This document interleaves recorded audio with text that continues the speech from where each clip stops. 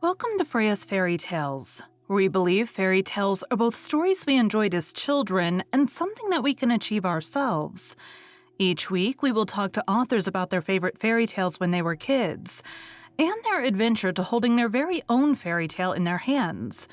At the end of each episode, we will finish off with a fairy tale or short story read as close to the original author's version as possible. I am your host, Freya Victoria. I'm an audiobook narrator that loves reading fairy tales, novels, and bringing stories to life through narration. I am also fascinated by talking to authors and learning about their why and how for creating their stories. We have included all of the links for today's author and our show in the show notes. Be sure to check out our website and sign up for our newsletter for the latest on the podcast. Today is part 2 of 2, where we are talking to April Berry about her novels. After today, you will have learned about being romantic at heart, why we are all into darker stories based on the stories we liked as kids, writing since she was young, getting published as a child, losing all your work and using it as a sign you're not meant to write, later realizing you're not too old to start publishing, why you should not use people that you know to edit your book, being surprised by narrator response, self-publishing to make things move along faster, and making friends with other authors. Stroked, the Club Series Book 2. Can a stroke of fate change two lives forever? Amy thought she had it all. An amazing best friend, her dream job, and a never-ending supply of beautiful one-night stands. No complications, no drama, and no questioning of her hard limits. Was she living her best life? Hell yeah, she was. Until her best friend blindsided Amy by getting engaged and moving out. Then an exotic stranger leaves her awestruck, sending all her rules right out the window. Working in a male-dominated field made giving up a personal life and hiding her true self under the guise of finding success easy for Valentina. She focused on getting her clients onto the scene, and not being seen. Her calculated meetups and secret rendezvous allowed her to stay under the radar of her traditional parents. But when a chance encounter turns into something much more, will she be able to keep up the act?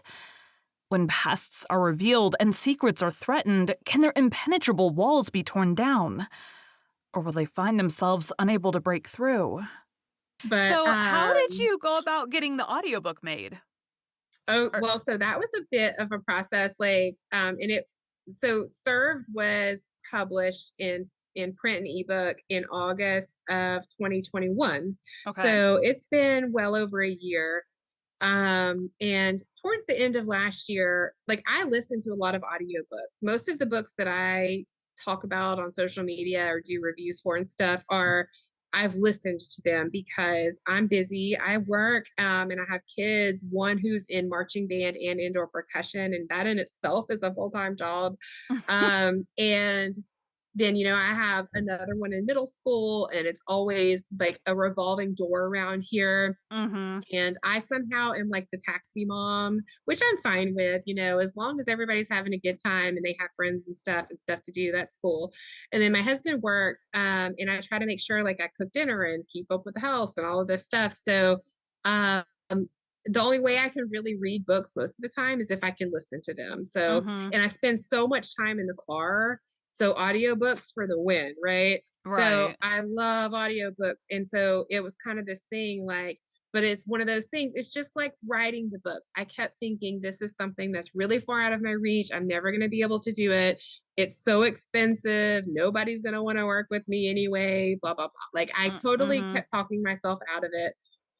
And then I had this like meltdown one day, for lack of a better term. And I went on TikTok and I was like, this is so frustrating because at that point I had several books out and I had so many people that always would say, is this available on audio? And I always had to Mm-hmm. do that. I'm sorry, no, it's not, bear with me, blah, blah. And they were like, sorry, I only listen to audiobooks, and I was like, listen, I get it. I get it. But so it was making me really sad. And thing is I love audiobooks myself. So it was definitely something that I wanted, but I Mm-hmm. really didn't understand enough about it. So I go on TikTok, which I do not advise anybody to go on TikTok when you're feeling some kind of way about anything, you know? That's like the worst thing you can do. But I went on there and I didn't cry or anything, but I went on there and I was like, I said, this is so frustrating. Like, I love audiobooks so much, and I have so many readers who ask me for them, but I don't know what to do. I can't afford that. Like, I've looked into some of the pricing and holy shenanigans. Like, and I said, and yes, I know there's such a thing as royalty share, but who the hell's going to want to work with me? I'm a nobody. Well, apparently I'm not a nobody because my inbox got flooded after that. And I was like, wow, what just happened, you know? And so I had a ton of people reach out to me, like, give me a snippet of the book and I'll send you an audition. And I was like, Okay.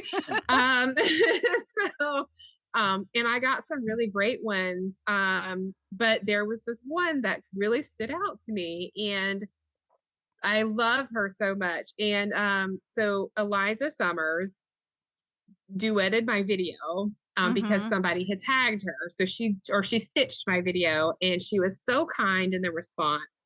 And she gave a lot of very good information. But then she also went on to say, and this was like a day afterwards too. And in listening to her talk, it was because she was researching me. She saw my video when she was tagged, but she researched me and my books a little bit before she responded. And so Mhm. she went on to talk, she read all the reviews, she read the look inside. And she mentioned that she really liked the concept of the stories and saw that it was a series, and was very interested. And she loved that people were relating so much to the characters. And she said, I would love to do an audition for you, but I wish you the best in whatever you end up doing or whoever you Mhm. go with. And so, of course, like, I reached out to her and I said, that's really cool that you actually looked at the book before you responded. Mhm. And so she sent me an audition. And in the email, she actually said, and she sent it back super fast too. And she said, if you don't like this, tell me how you want it to sound and I'll redo it as many times as you want. And I was like, interesting. Like, she's really into this, you know? Mhm. And I listened to the ones that had sent, and I told her, I was like, I have several that I need to review and a couple I'm waiting on. So I want to be fair to everybody. Mhm. But like, there was this little voice in my head that was like, she's the one though. I know she's the one. But I really did want to be fair. So I did listen to all of them. And, I got back to those folks and told them, I really appreciate your time. And I'll definitely, like, I have way more books than this. So, Right. this is not a no forever. This is a no for this one. Mhm. And I spoke with Eliza, and like, we spoke on the phone in detail about the process and the royalty share thing. And she agreed to do my series. um and that for me, I was like, yes, because, and she said that she would do any accents, any however I wanted it to sound, she would make it happen. And I was like, yep, you're my person. So that's how that's how I got her. And so and she did such an amazing job. And there weren't a whole lot of things that I asked her to change up front. But that's how I got that. And the second book of that series, we've already submitted the final product to ACX, and they take like 10 days or whatever. Yeah. So we're waiting. I was hoping it would be done before this podcast, but by the time this airs, it'll It should probably be be. available. Yeah, Yeah. because I think this will Um, be airing in, like, late February, I think, so it should oh be yeah. live by So then. Stroked will be live because if it is just if it's the 10 full days, it'll be published on Audible before the end of this coming week. And today is the 14th of January. So Mhm. by the time people are listening to this, Stroked will be available on audio as well. And she's already working on book 3 now because she's done Okay. with book 2. And so she said she kind of wanted to rapid fire from one to the next and kind of get Mhm. this out of the way, which I'm excited about too, because we have some marketing plans set once all 3 books are Mhm. available on all forms. So super exciting. Yeah, And like, she messaged me last night because she's doing she's doing her prep, like where you go through and highlight the colors for the different voices or whatever, you Mhm. know? I don't know what it's I called. don't You're a narrator, you know what I'm I talking don't do it that way, the colors distract me, but I do go through and, like, I keep, like, a spreadsheet of, like, what like she's like, doing the each prep or chapter. whatever. Yeah, yeah, Yeah. so everybody does it different. It's whatever makes sense to you to sort it out Oh, while you're I told narrating. her, like, she was asking me some questions one time, and I was like, "Listen, man, this is your show." I was like, "I just wrote the book. Like, I don't know. Yeah. You do whatever makes you happy." I was like, "You're the star of the show now." So, I mean, and I give you free that's reign. like I tell people this all the time. I'm like, "You are not," and this applies to, like, for narrators. I tell new narrators this. I'm like, "You are not auditioning.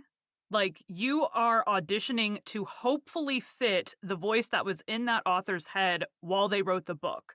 If you Yeah. get rejected, that I mean, it may very well be that you're awful. I mean, that could be the case, but most of the time, it's just you don't match what they wanted for that audiobook, and that's okay. Keep auditioning. Mhm. If you have a very fluffy, fruity voice, you're probably not gonna be a good dark narrator. Yeah.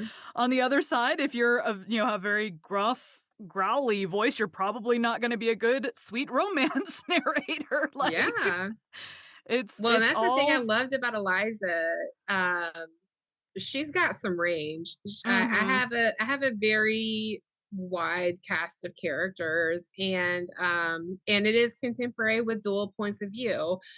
In book one, it's a male female romance, and she did all of the book. And I had so many people who said that they went in a little timid, think because they're used to the dual yeah, it being narrators for 2, that. But I was yeah. like, oh, listen, like again, that costs a lot of money. So Yeah. I went with Eliza, and they said, well, I was really pleasantly surprised because even though she narrated the whole thing, like it didn't take away from Jason and his growliness, you know. And I was like, oh Mhm, no, she got the growliness in there for sure. yeah. So That's, like, the biggest she complaint that I've had is doing Duel because it was a royalty share and people being like, "I wish it had been a guy," and I'm like, "Well, I'm sorry." Like, sorry I'm not a guy. and she knew, and I told her going in, I said, listen, I listened to a ton of these contemporary romance books, and a lot of them do have dual narrators, and we might get some reviews that say Mhm, something like, "Oh, I wish it was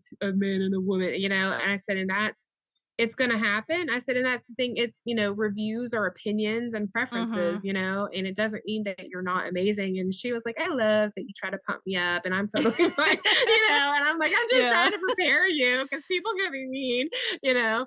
Yeah. But so far, I mean, we've had a lot of really good feedback. People love it. Even people who read the book listened to it and just loved the whole experience from her. And when I was listening back on book two, I was blown away because we have some people with some very different accents in book two. And it was amazing. I was like, how did you carry this on for half of the book? Because so it was just because one of the characters is Brazilian, but she grew up in the United States. So she has a very subtle accent, but the mother of that character has a much heavier accent, and Mhm. she plays a pretty big part in the book. And so you have like your Southern girl, Amy, and then you have this woman with a very slight Portuguese accent, and then another woman with a pretty heavy Portuguese accent. And Eliza just didn't miss a beat. And I was like, how did you do this? And Eliza, by the way, she lives in the Pacific Northwest, and like she has like Honduran background. So I she's think not a it's Southern gal. I think And it's so, insane how, like, Paige, Reisenfeld, she picks up oh accents yeah. insanely fast. I'm doing an audiobook right now where I have to do the bad guy is British, and I'm like, it is somewhat I'm like, I gave the author options. I'm like, "We can either just make him a total dick, and here's what that voice would sound like, or we can be slightly fancy, but it is definitely not perfect British. Here's that option." Like, "Here's your choices. Which do you prefer?" kind of situation. Because I am definitely not good at picking up accents. Yeah, Paige is amazing. And like that's the thing. So it really was. I had so many really amazing narrators submit, their little auditions for me, which all were around like 5 minutes or so. Mhm. It was really hard. And kind of one of Oof. the tiebreakers was the fact that, because Eliza was amazing, but so were the other people. And I mean, it really made Mhm. it tough. But what I really went for her with is because she went through my reviews, she looked at the Mhm. read through. And she was like, I'll do this as many times as you want me to. So Yeah. I was like, the fact, like, she really seemed like she wanted to work with me. And then even when we Mhm. spoke, we got along really well. And I was like, if you do royalty share, especially, you're in cahoots with this person for at least 7 years. It's not like you pay them and they're done. So I was like, I really need to have a decent working relationship with somebody. And Mhm. we got along really well. And now it's not just our working relationship, but we've become friends. Mhm. And so that was also kind of a selling point for me. Just knowing that, and like the fact that she was willing to do the whole series and take a chance on me because like like I said, my first book's been out a little over a year. So I still consider myself a baby author. I might have 10 Mhm. books, but Right. I haven't been doing this very long. Right. So I don't think the amount of books you have is what really sets you into into the more seasoned role. Like I'm still out here like, you know, trying to figure this out as I go. So Mhm. the fact that she was willing to take that plunge with me and commit to those 3 books, I was like, sold. Yeah. So I had a similar, Amberly Henning had I don't remember if she commented on one of my videos or I commented on one of hers talking about audiobooks. And she was like, "I would love to, but, like, I'm poor. I can't afford an audiobook." And I was like, "Listen, I'd do it for royalty share because like, you're on constantly on TikTok promoting and talking about and doing all this crazy stuff, which, like, hello, that's helps sell books." So with well, and her, that's another conversation that Eliza and I had was we you're both putting in try the to be effort. active. Yeah. Yeah.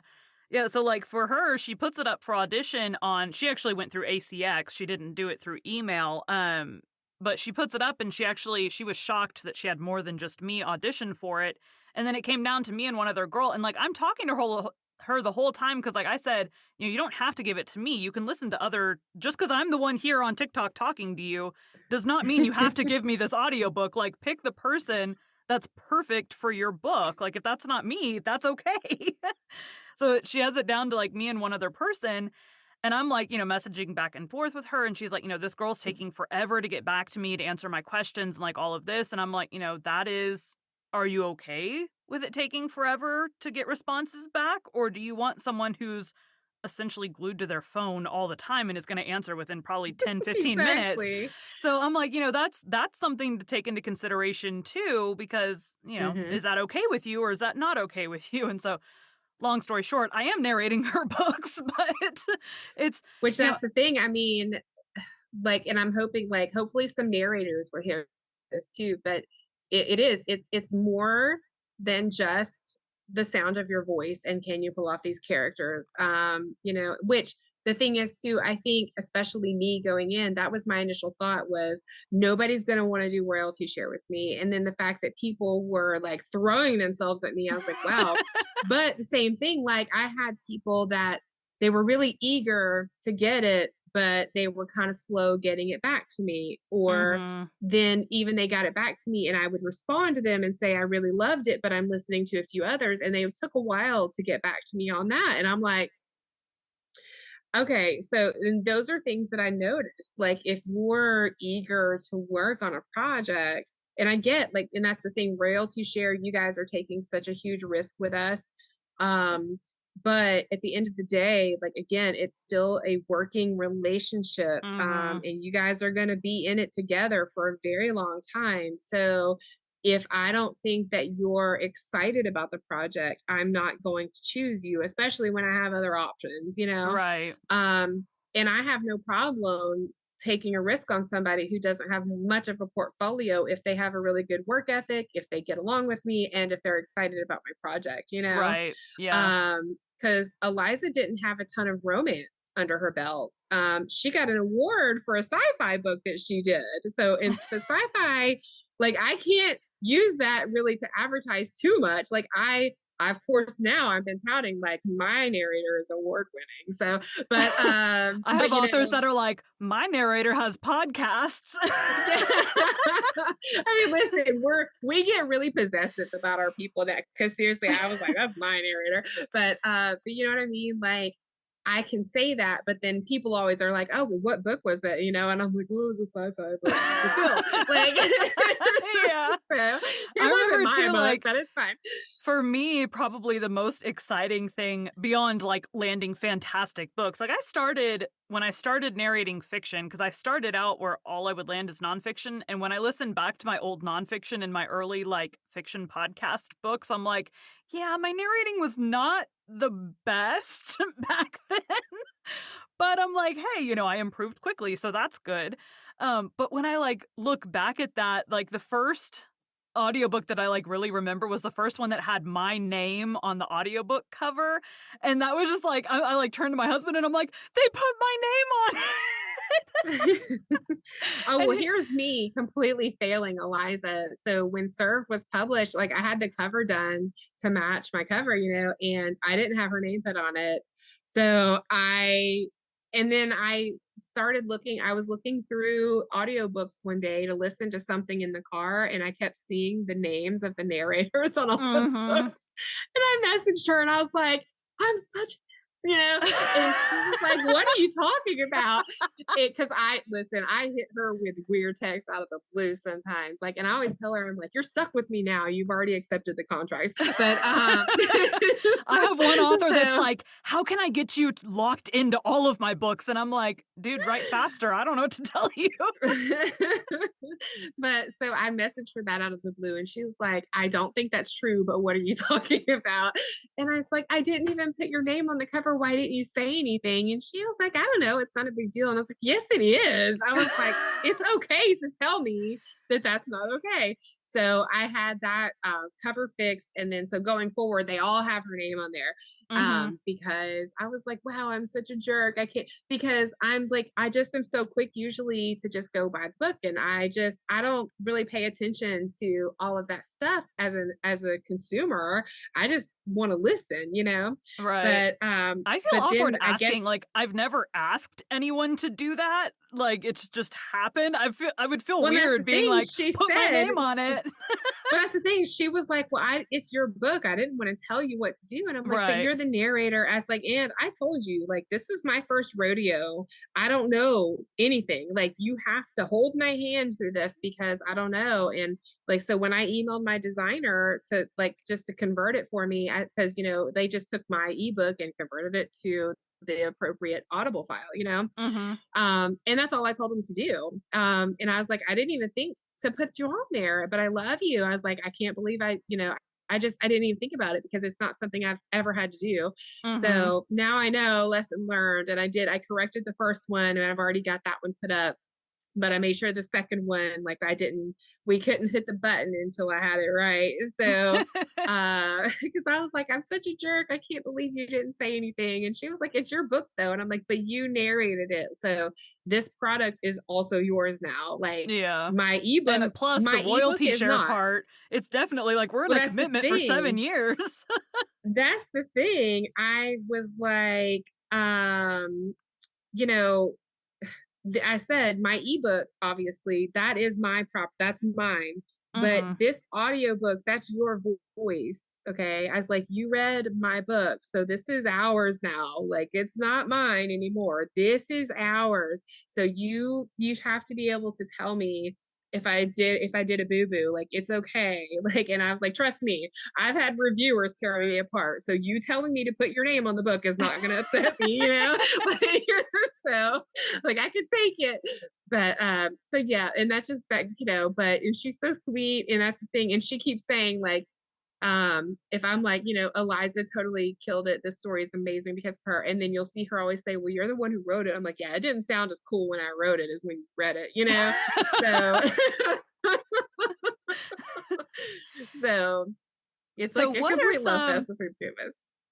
so what are some like pieces so you still call yourself a baby author, but clearly 10, 11 Mhm. books published. You've learned something along the way. What are some pieces of advice you would give to either someone like starting out or someone trying to figure out how to keep going? What are some things that have helped you? Well, I mean, so I'm not really big on advice because I Okay, tips and tricks I then. I don't feel like I know anything. I still don't feel like I know anything, but I know what works for me. I don't write to market, which is probably some of the worst advice you'll ever get in your life. If you really want to make a ton of money fast, which it's not just as easy as writing to market, but if you can learn to write to market, it's more profitable.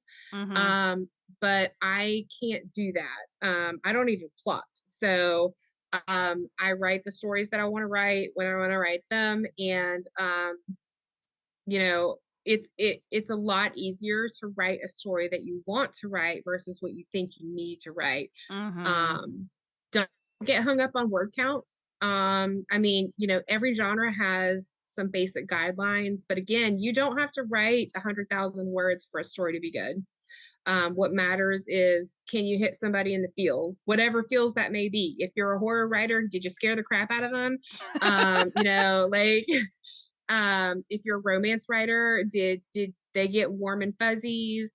Um, you know what I mean? Like if you say you write rom-coms, did they chuckle a little bit? Mhm. So it just focus on that, at least at first. I think the more you write, the easier it becomes to start writing popular tropes and things like that.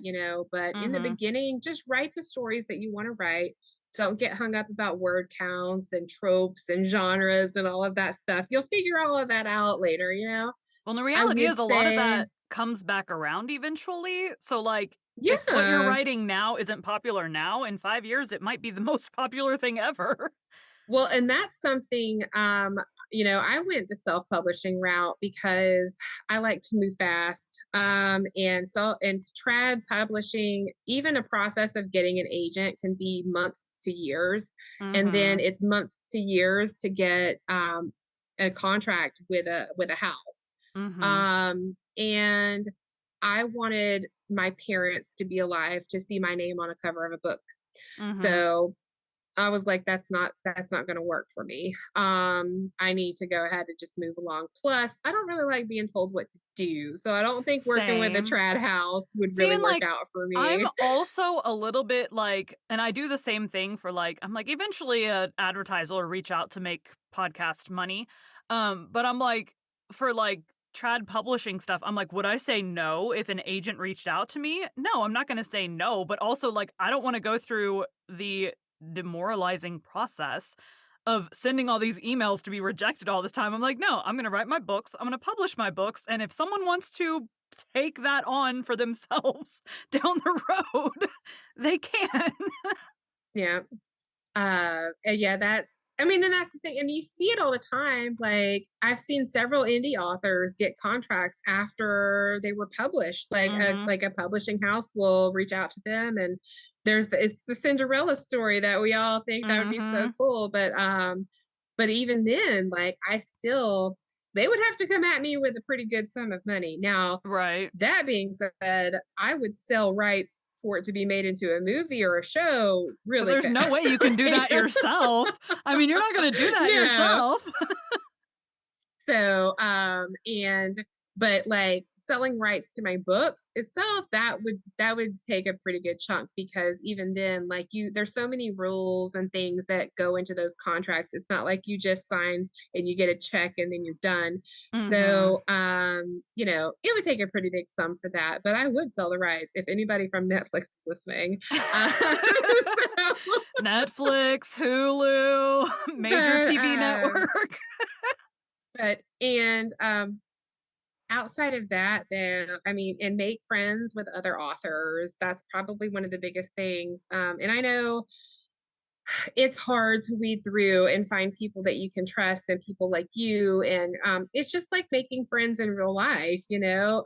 It can be really hard and daunting sometimes, but you know, if you can find a good tribe around you that understands what you're going through, what you're working on, and can help you, it's really beneficial.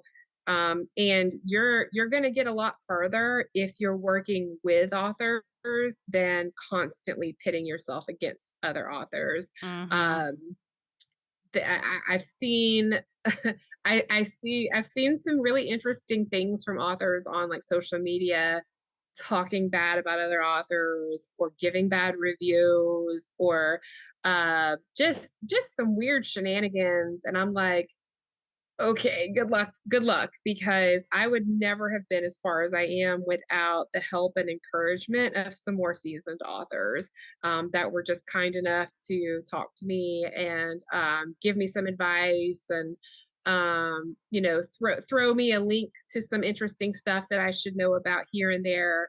A lot of the anthologies, well, all of the anthologies I did last year were because Sky Turner was like, you need to put your name in there for this. You need to do this. Like, this will help you find some new readers. Like, she was super cool about putting me on things that could further me. Mhm. One of the book signings I went to was because she sent me the link and said, I know this is out of state for you, but it might be really good for you to go to, you know? Mhm. So she helps me a lot. And Rebecca Hefner, I started out as a fangirl of hers, and now we've kind of become friends. Like, I wrote a book based on her, one of my rom-coms. My main female character is based off of Rebecca Hefner. Um, and thank God she's a good sport with a sense of humor.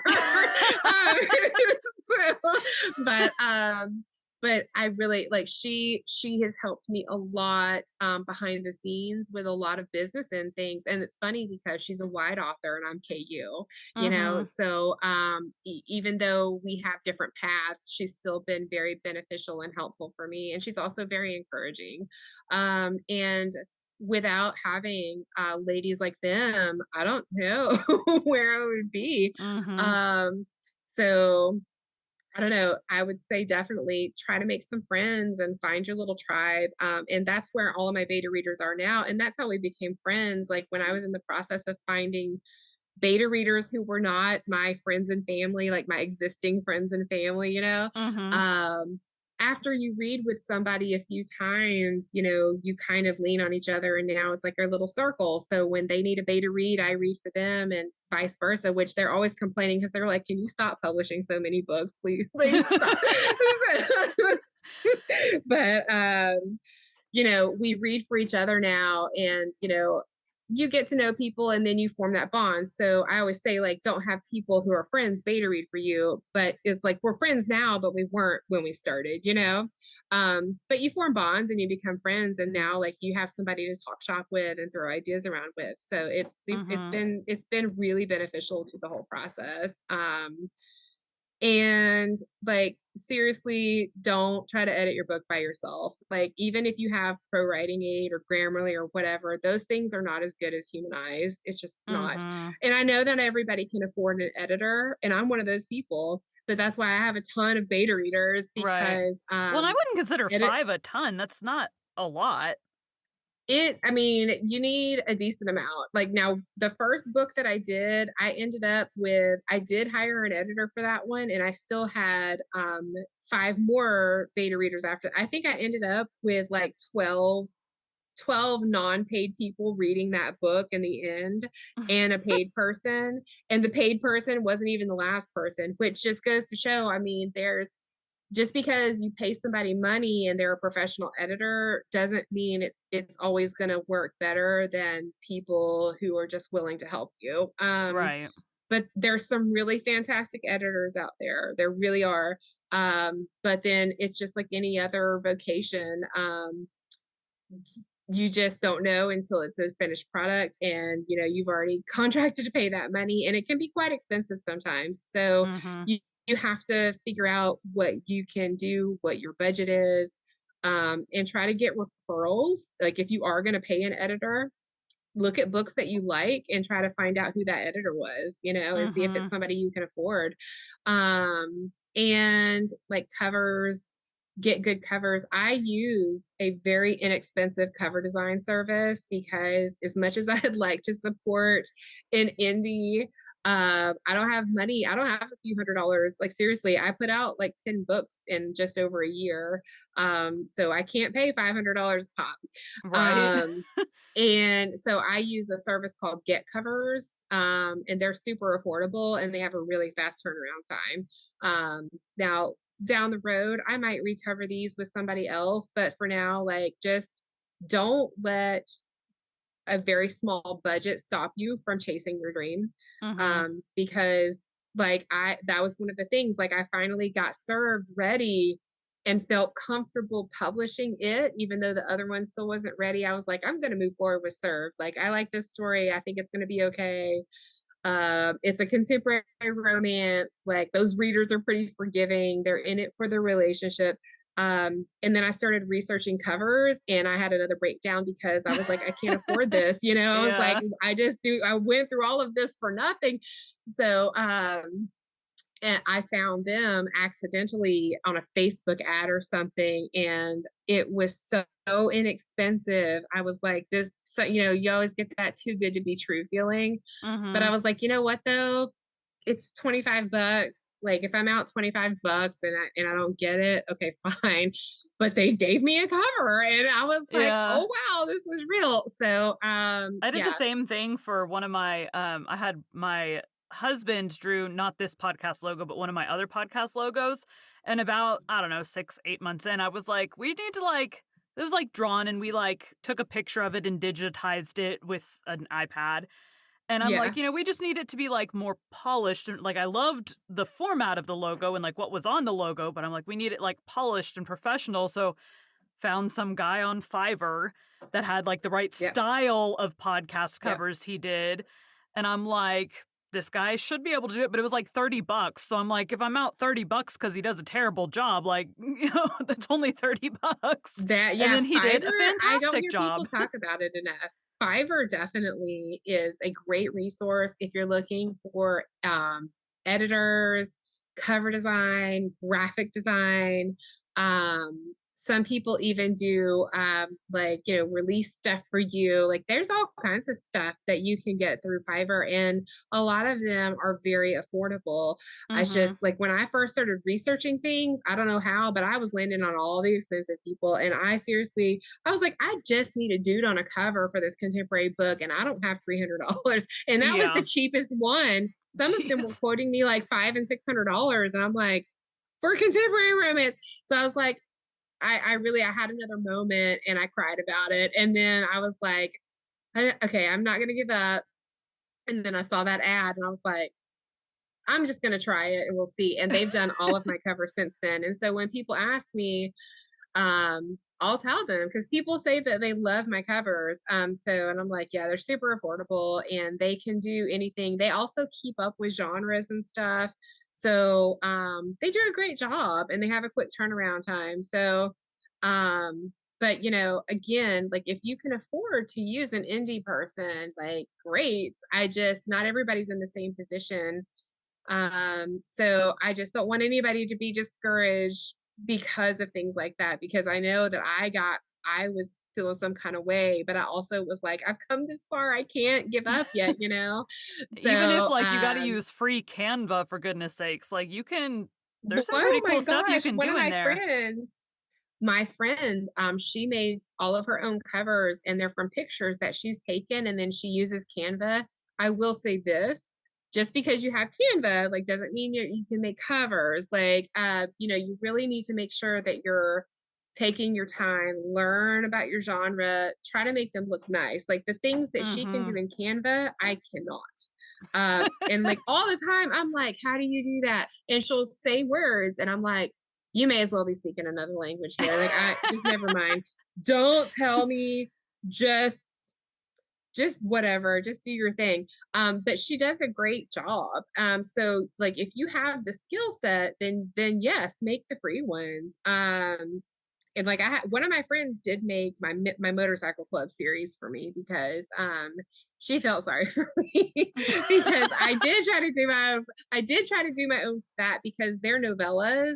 Mm-hmm. And I was like, even though my normal cover design is so inexpensive, I was like, they're priced at 99 cents. I was like, I'm not gonna make this money back ever. So I was like, I'm just gonna make some.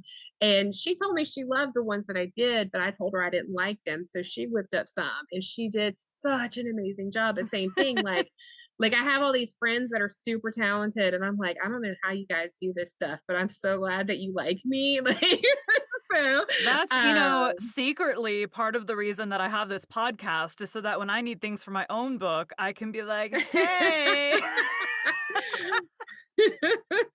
you talked listen, we about this all on we an do we gotta do. episode. Like, I'll pay you to show me I, unlike you, am pretty tech savvy. So, like, Yeah. I'm very much like, just show me how to do it, and then I'll, pick it up pretty quickly and be able to get it done. Like, I don't mind paying you to show me how to do it, but, like, there's just some things I may not be able to figure out on my own. Now, I That's the thing. actually I'm so bad at that kind of stuff. So I actually did thank God for design a CapCut. cover. I designed a cover for an author I'm narrating for because, like, they had, it was like a 5-book series, and then there's like a secondary series, but the secondary series cover matches the other ones like not at all, and they're like interrelated. So I'm like, Yeah. dude, this has to like somewhat match the other ones. And so I tried my hand at it, and then he's like, I'm just gonna hire the other person that did the other ones. I'm like, that's totally fine, but I did, added smoke and stuff to make it look less weird.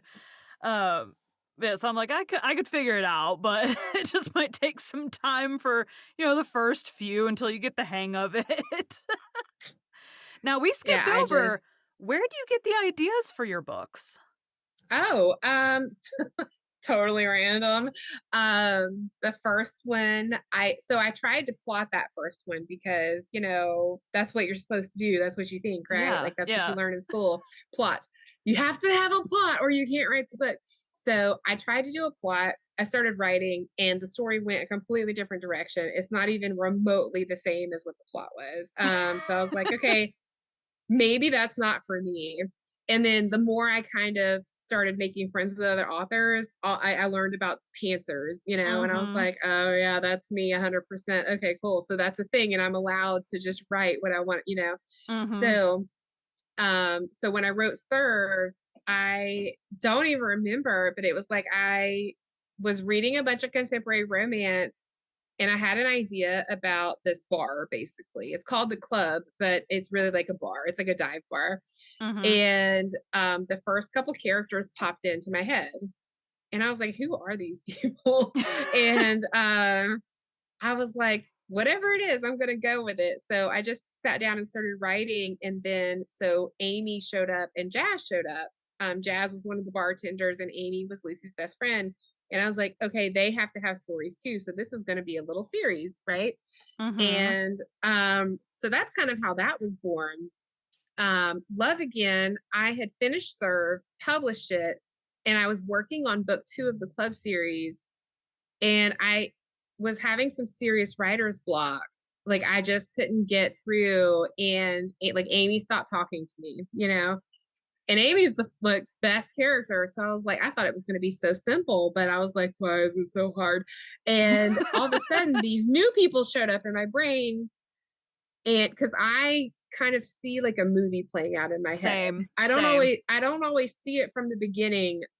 I'll start seeing random clips, which if I didn't write these things down on paper, my husband could probably have me committed because I'm like I hear voices and see people. But I'm currently but prepping to so narrate a book like that. but so I mean seriously though, like I see like a random clip and I'm like, wait, those people, that's not the club, that's not even the same town. And I'm like, who is this? And all this, and like I was like, no, I'm writing this book. Like I was like, I had it in my head, I need to write my series before I move on to anything else. Like I put together like, okay, these are new characters from a new story that want to talk, but I am Mhm. working on this. After a couple days, like nothing was coming out of Amy's. Like I couldn't even get 100 words written, and I can write pretty fast. It was like pulling teeth though. And I was like, okay, I don't know what to do. And one of my friends was like, well, I had told her about this other thing, and she was like, well, maybe that's a sign. Like, you just need to write that story then. And I was like, I Mm-hmm. need to do this series. And she was like, says who? You self-publish, like, do whatever. And I was like, well, readers' expectations and blah, blah, blah. And she was like, again, she was like, that's great and all, but you just said you can't even get the freaking story out. So are you going to try to write this other story, or you're just going to not write anything? And I was like, okay, when you say it like that, Right. that makes Well, more thank you for sense. being brutally honest. So I was like, okay, I was like, Amy, I'm going to put you over here for a minute. And I Go started a sit in new timeout document. until you're ready to talk. Exactly. So I put that document away. I opened a brand new document. I didn't know what it was going to be called. So I just said new doc. And I started typing out stuff. And I wrote Love Again, which is one of my longest books, in 3 weeks. Like, that's how loud they were in my head. They were like, we've been trying to tell you this story and you weren't listening. You were trying to Ah! ignore us. But it was like a fever dream writing that book. And because I was like, I had no plans for this. I didn't know who they were. I didn't know how it was going to be. I didn't know what genre it was. I knew nothing. And I wrote it, the first draft, in 3 weeks, I should say. I didn't have it Mm-hmm. published in 3 weeks, but I Right, wrote the right. first draft. And it was like 77,000 words in 3 weeks. But in that time, like, not a lot of laundry got done. Dinner was Right. very basic. Like, because people are always like, "Oh my God, how did you do that?" I'm like, "Because I didn't do anything else." Yeah. Like, I sat at the so, desk and everybody else um, had to fend for themselves. I like it was slim pickings over here, you know. But I was like, I have to get this out, and it was almost to the point where it was making me crazy, and I couldn't sleep because they really were just trying to get to the end of this book. And so I got it out, and I went through most of the existing beta readers I had found. And then I called in a favor to somebody that I met on TikTok, and she had kind of in passing one time said, like, hey, if you ever need help, let me know. And she was a pretty Mm-hmm. seasoned author. She was very nice. And she's always giving tips and stuff on TikTok. And one of my beta readers ended up going in to have her baby a month early. And I was like, wow, that really messes me up, but I hope that you're okay, because that's Yeah. serious. Like, a whole month early, I was like, wow. So then I was like, hey, new friend on TikTok, you said a couple of months ago, if I ever needed anything, and you can say no and tell me to get away, you were just trying to be nice or whatever. But if you were serious, I could really Yeah. use your help. Um, so so she was like, send it to me. Yeah, I'll take a look. And she's one of my favorite beta readers now. She did such a great job, and she was so nice about everything, because again, like, I had already been burned a couple of times, but so that one got out, and that one is also a fan favorite. That's probably the second fan favorite, is Love Again. But I wrote it so fast, and I had no plans for it. It was just like these random people showed up one day and started yelling to tell their story, you know. And then the rest of them, right next door, it's based off of Rebecca, and that's because she really does have a neighbor. And I like, every time they make videos together, I'm like, who is that guy again? She's like, oh, he's just a friend. He's my neighbor. And I'm like, but is he? It's Is always he? just a friend. Like, And I kept saying, you're like literally sitting in his lap in this video. Are you kidding me right now? And she was like, it's not like that. And I was like, if you're gonna fight it, I'm gonna write it. There you go. And so that's how that book I've got came one to for you. fruition. My sister married the guy that she hired to mow her lawn after her husband left her. I'm like, you guys Oh are my God, just that's got just rom-com like, written oh, all I over it. know, I know. I'm like, man, like Every time I hear these stories, and I have readers on the internet, they tag me in those cute videos and stuff all the time. And they're like, April, you should write this. And I'm like, guys, you should see the size of my notebook right now. So, because some of those are really cute too. But yeah, that's how that one was born. And so it starts out very similar to her life, but then of course I had to change stuff because she's still pretending like they're just because he friends. couldn't be Um, just a friend in the book. Like oh no, yeah. So and then the club series, like I said, I had already kind of planned those characters to have their own books because it's like an interconnected standalone series. Mhm. And what else have I written? Holy crap! I'm like, what did I write? Oh, cut to the heart of it. Who JC Fuller is my inspiration for that main character. She's a mystery author. And yes, that is her likeness on the front too. Um, I had to write an anthology piece and I didn't know what to write. Like I said, my friend Sky was like, you need to write for this. You need to be in this anthology. And so there were all these charity anthologies last year. And she kept saying, you need to do this. And I was like, I don't even have ideas. And she was like, just we'll figure it out as you go. You're fine. And so I had agreed to do these anthologies and I had no ideas. So I was on a live on TikTok one day and I was like, I need tropes, guys. Give me some tropes. I was like, it's got to be a short story. It's going to be like 30,000 words. I need some tropes. And JC said, I volunteer as tribute. And I was like, I don't understand. And she was like, I want to be a main character. And I was like, you want to be a main character in one of my books? Have you read one of my books? And she was like, yes, I have. And I was like, okay, then. Because you know what happens in my books. I was like, your books, people get stabby, stabby. And my books, people get pokey, pokey. Okay. So, and she's like, yes. And then I said, okay, well, what tropes would you like then, ma'am, since you're running the show? And she said she wanted a lumber snack. And I was like, okay, I can do this. And Yes. I said, okay. Do you have a I TikTok said, inspiration for your lumber snack there? she actually sent me some. And I would prefer you choose from one of these, please. and then she said, let's do the one bed trope or like a forced proximity. And I was like, oh, I love Yes. forced proximity. Yes. And she lives in Washington State. So I was like, oh, I can work with this, So I was like, landslide gets these people trapped together. Okay, cool. And then she was like, I have one other thing. It's not really a trope. And I was like, okay, what's your other demand? And she was like, I would like to pop the buttons off his shirt. And I was like, you want to pop the buttons off the shirt? And she's like, when you rip a man's shirt off and the buttons pop off. I was like, damn, JC, I'm learning a lot about you today. So I was like, okay, I can write this. So I mean, she basically gave me the story. I just had to fill in the blanks.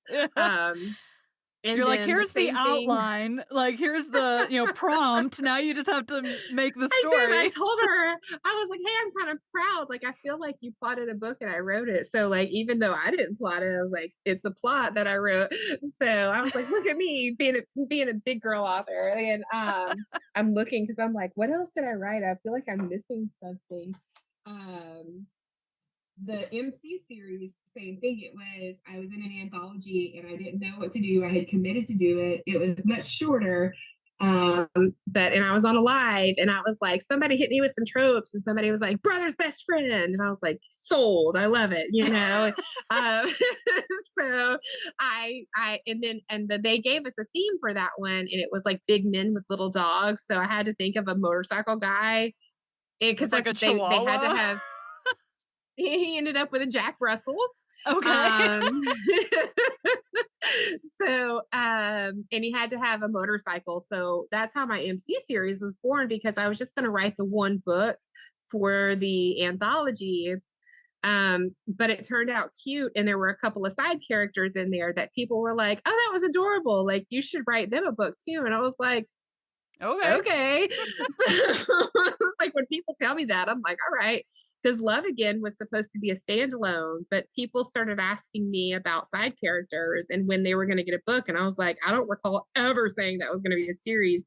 And they're like, yeah, we don't care what you want. We want these stories. So you're like, well, you must give the people who are paying what they want. That's the thing. I was like, honestly, guys, I was like, if you want me to write these and you'll buy these books, I'll write them, So, so eventually there will be spinoffs of Love Again, but because it'll be with new characters. But and then with the club series, same thing. Like I keep introducing new people as the series goes along because things evolve, and you see less of some of the other main characters. And people are like, ooh, they need a book and ooh, they need a book. So this 3-book series now is going to be at least 6-book series. Did you have to change it from growing. trilogy to just series?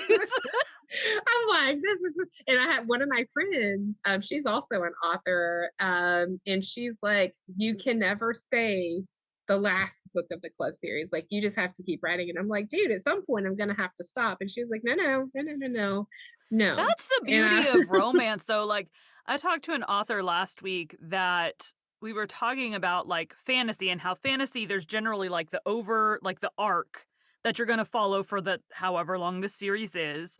And then yeah. once that arc is done, it typically stops or should stop. Where like with romance, you can just keep going with these like, the next set of side Well, characters because that need a yeah, story that's the thing. for It's all the however side long. characters. Yeah. But like, like so Rebecca has a pen name of Isla Asher for her contemporary romance. And she has a 6-book series. And like literally at the end of book 6, it says at the end, like that was the end of that series. And I was like, why are you trying to hurt me? And she was like, it can't go on forever. And I'm like, sure it can. Like, you just add in some new people. Because at that point, when you have that kind of like, it's like small town romance. So it's not necessarily about those characters. It's just about the town and where Mhm. you're at. And yes, you see some of those other people pop in from time to time, but that's how it can just keep evolving over time. So I was like, why did you stop? Like, why New are you trying to people hurt new me? people could move into town, like Yeah. So I was like, dude, like you're killing me. But every author has to make that decision. Like I see it all the time. Authors will be like, I've seen one where it was like she wrote 20 books and then she was like, this is it. I'm closing the chapter. And everybody was like, no. But at the end of the day, like the author has to make the decision, like, are they done with that series? You know what I mean? Like, mhm, and that's the thing I said before, like it I don't write to market. And like I said, you do get better about writing things that are popular and that things people want. But like you said, things evolve so much that that's going to continue to change. So that's why I say write the stories that you want to write because somebody else out there will want to read them.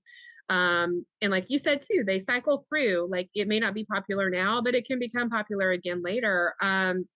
And but there just comes a time where if your heart's not in that anymore, the stories will mhm, be forced and your readers will know. right, And I think that's part of the reason, even though I'm not the strongest writer, I love my characters. I love these towns and these places that I've come up with. And I think that translates onto the pages, and that's why people enjoy my books, even though I'm not the best writer ever. mhm, So that's why I say like you have to really write what feels good to you. And so if you feel done with that place, then you have to make that decision to stop. And your right, readers they'll be upset with you, but then they're going to buy the new stuff that you write and they're probably going to love it even more. right, Because you'll feel that renewed passion because there's a lot of series that I read that by that last book you kind of it feels different even though it's written by the same person, mhm, and then you read a new book that they come out with and you can tell it's like they have like renewed love for this story.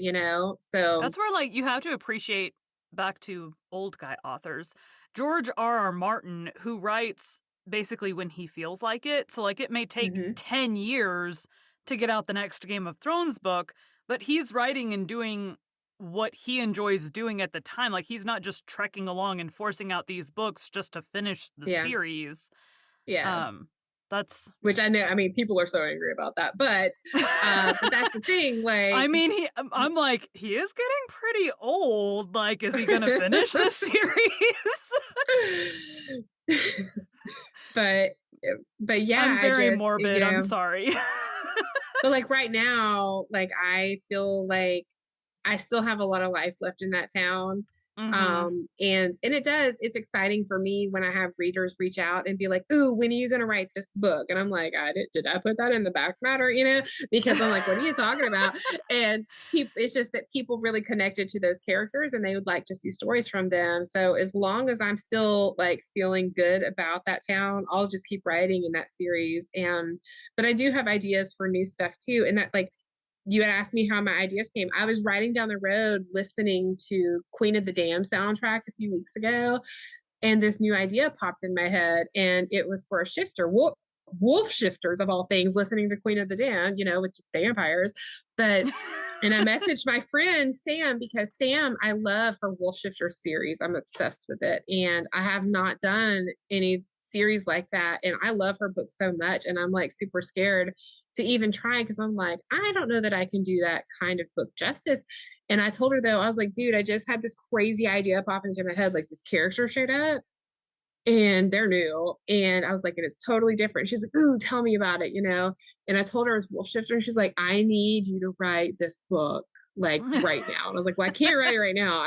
And I was like, I don't know, dude. I was like, do you want the idea? And she was like, no, you need to write it. And I was like, but yours are so good. And I've read some other really great ones. Like I write contemporary romance, dude. And she was like, you better write this book. So but it was so weird, like but I have a lot of ideas like that. And even while I'm writing books, sometimes I'll get ideas for a book that maybe I put aside, Mm-hmm. that I'll hear a song and a scene will pop into my head and I'll be like, oh, that would be good in this book.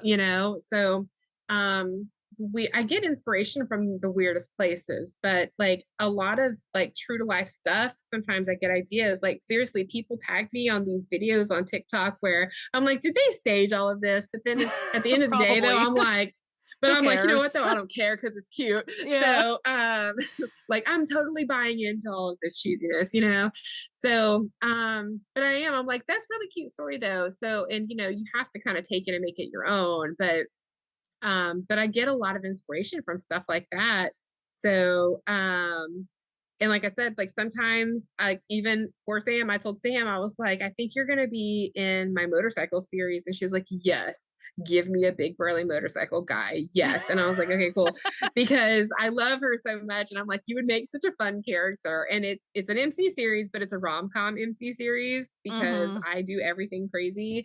Um, so I was like, you would make such a good character for a rom-com. Like you're just adorable. It would be perfect.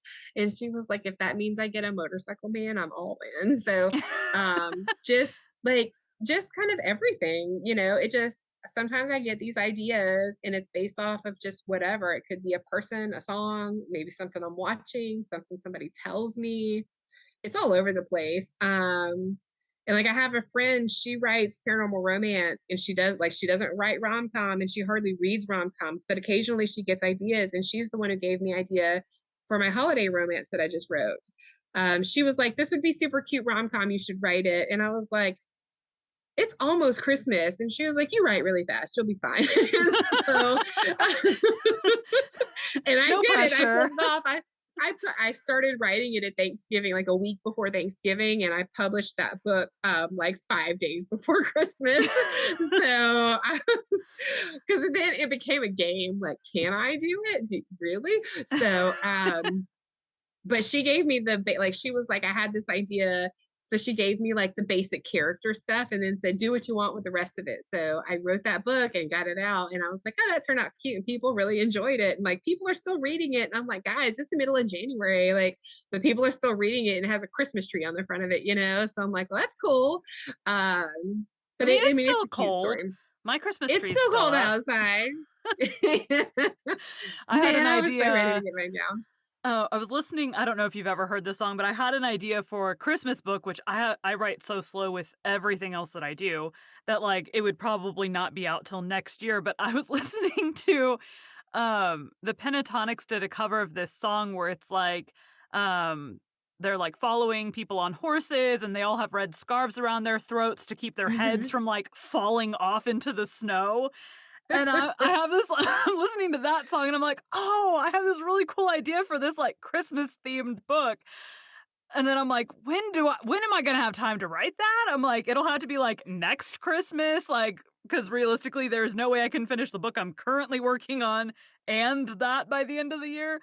But I'm like, "Oh my," I'm like, I type very, very fast. The issue is I have no time because I'm narrating other people's stuff all the time. Yeah. I So mean, that's that. I mean, you have to take that into consideration. And I would say too, like you asked me a while ago, some advice. I will give this advice. I don't give advice a lot, but I will say this: never compare yourself to somebody else. Right. Um, everybody's got 24 hours in a day, but it's not the same 24 hours. Mhm. So like you don't know. And even when like seriously, I type really fast, but when I was writing book two of Amy's, it was like I just there was nothing there and nothing coming. So I had to put it to the side and start something else. But like there are times that I write super fast and sometimes I don't. It just Mhm. depends on if the words are coming or not. But yeah, don't compare yourself to anybody else. And I will say, last year I wanted to write a holiday book. Well, I should say the year before last, I guess now. Um, 2021. I wanted I wanted to write a holiday book, but I was thinking about it closer to the end of the year and I was like, "Oh, I'll never have that done in time." Mhm. The more I write and like once you publish that first book, I don't know what happens, but like something switches in your brain and all of a sudden you're like, I want to do that again. So Mhm. it's that endorphin rush or something, like Right. we're chasing the dopamine. We're chasing the dopamine. Yeah. So I started like I kind of like I said, I started writing and writing and writing and publishing a ton. The more you write and the more you publish, the easier it gets too. Mhm. And especially once you've been through the process of finishing a whole book and editing a whole book, um, you feel more confident with it. So that's the thing. Like the first time I wanted to do that, there was no way I would have been able to do that book in that short amount of time. But this year, I was like, let's see if I can do it. And the thing is, too, is like I didn't put up a pre order or anything like that. So I didn't have any pressure on myself to get it done. Like if it didn't happen, it didn't happen and it wouldn't have been the end of Mhm. the world. And I Right. could have put it off for this year. Like, cause I mean, if I wrote half of it, I'm going to finish it and I could have put it off or whatever, or released it still. I could have released it in January and whatever. It'll be there next Christmas when people get interested in holiday books again. Right. Right. Um, so, but I didn't like I never set pre-orders until my book is done.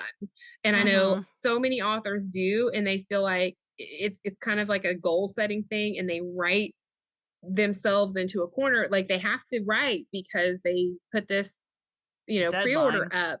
Mhm. Yeah, so and I'm like, and I'm big on goals and stuff, but I can't handle that kind of pressure. Right. So, um, I might get there at some point, but and a lot of people thrive off of that, but I find that I work best if I have my loose deadline in my head, without having that added outside pressure, Yeah. um, of like losing all my pre-orders or whatever.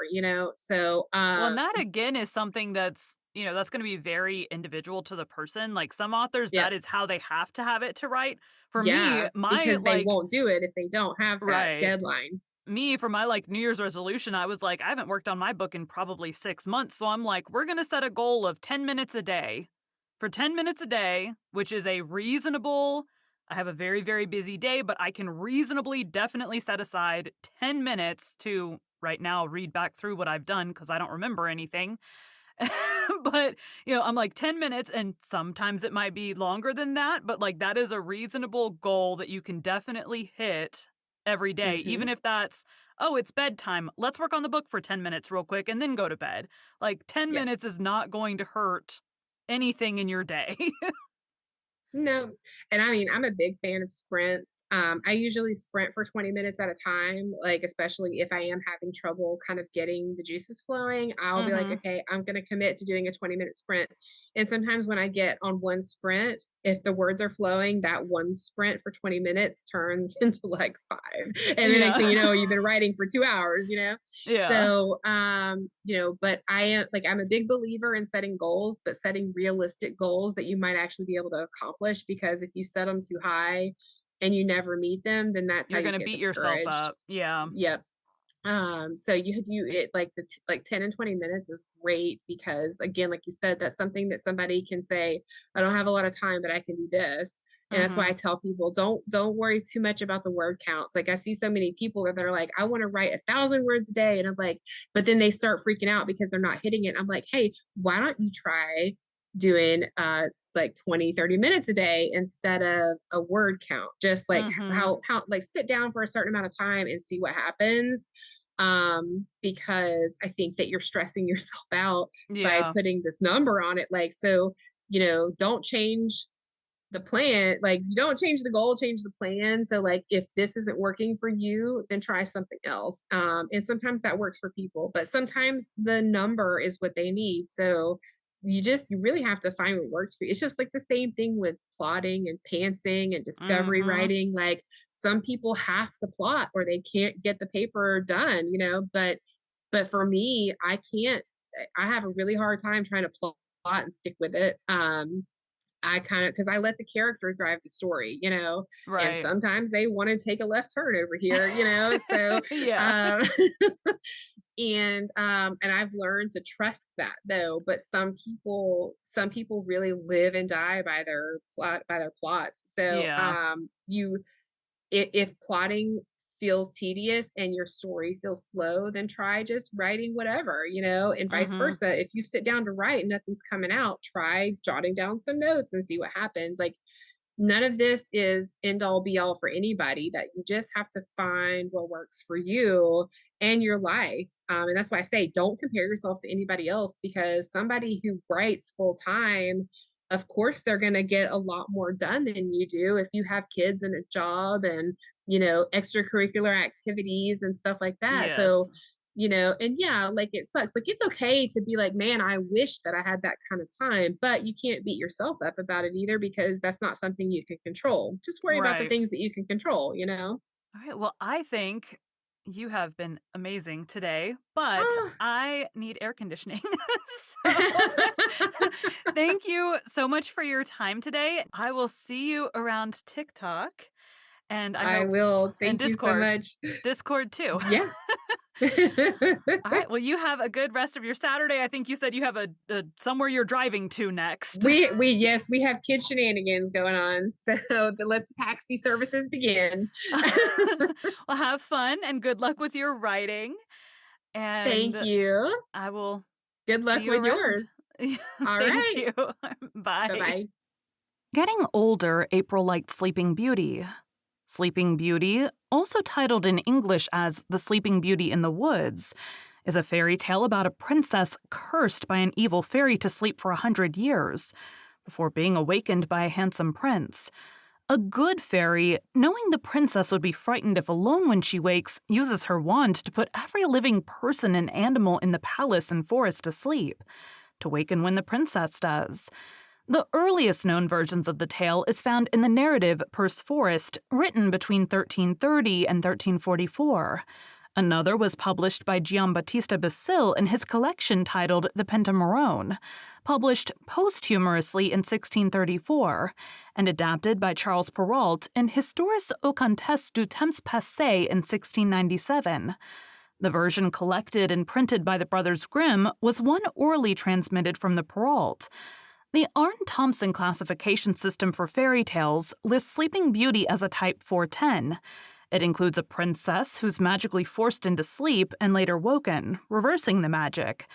The fairy tale has been adapted countless times throughout history and retold by modern storytellers across a variety of media. Today we'll be reading The 12 Huntsmen by the Brothers Grimm, a similar story in that the prince should not have ended up with his bride. Don't forget we're reading Les Morts d'Arthur, the story of King Arthur and of his noble knights of the Round Table on our Patreon. You can find the link in the show notes. The 12 Huntsmen. There was once a king's son who had a bride, whom he loved very much. And when he was sitting beside her and very happy, news came that his father lay sick unto death, and desired to see him once again before his end. Then he said to his beloved, I must go now and leave you. I give you a ring as a remembrance of me. When I am king, I will return and fetch you. So he rode away.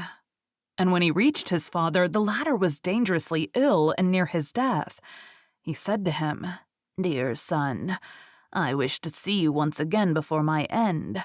Promise me to marry as I wish. And he named a certain king's daughter who was to be his wife. The son was in such trouble that he did not think what he was doing and said, Yes, dear father, your will shall be done. And thereupon the king shut his eyes and died. When therefore the son had been proclaimed king and the time of mourning was over, He was forced to keep the promise which he had given his father, and caused the king's daughter to be asked in marriage, and she was promised to him.